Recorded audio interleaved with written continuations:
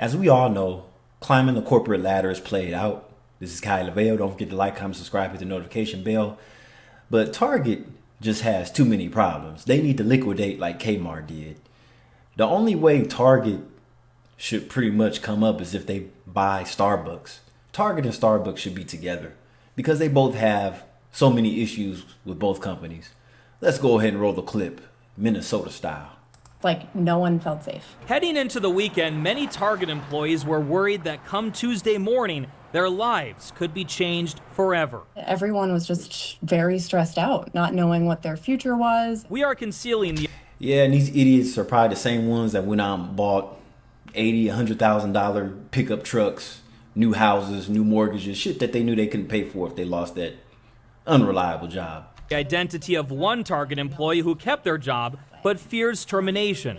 They say the layoffs affected nearly every department, with many teams losing at least one team member. It's all over the board, and it was just kind of... Nice building. It looks like it could be a hospital if Target just liquidated. I mean, it really needs to go because they can't compete with Amazon and Walmart. So that's that right there.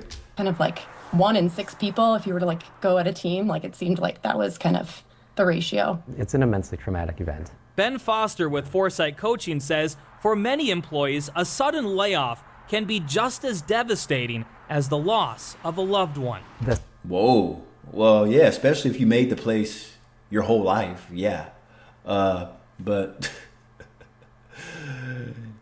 I'm thinking people don't even move out of state for jobs anymore because you move from one state to another across the country and a few months later, you're gone. They don't need you no more. So what was the point? Especially if those of you who are, well, let's just face it, a lot of people in their 20s and 30s are single, right? So what they're doing is they're becoming digital nomads, podcasters, and everything else. And they'll take their single ass overseas to Vietnam or the Philippines somewhere where they can live a way better life versus paying $2,000 in the United States for a shithole apartment. The sense of loss is extreme because it's your world that you've been living in for at least 8 hours a day for who knows how long, and it's often cut off just like that. Yeah, just imagine going to an employer every day and you're on pins and needles every day, just like today's the day, any day, maybe tomorrow, maybe next week. Yeah, that sucks. That's unfortunate, but that's just what we live in now. And it's not always because of AI.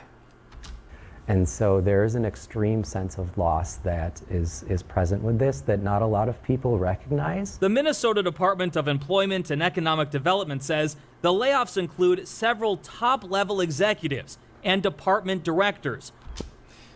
I used to work in retail, and I hated it. I mean, that's different working in the store than working in the actual corporate building of the stores.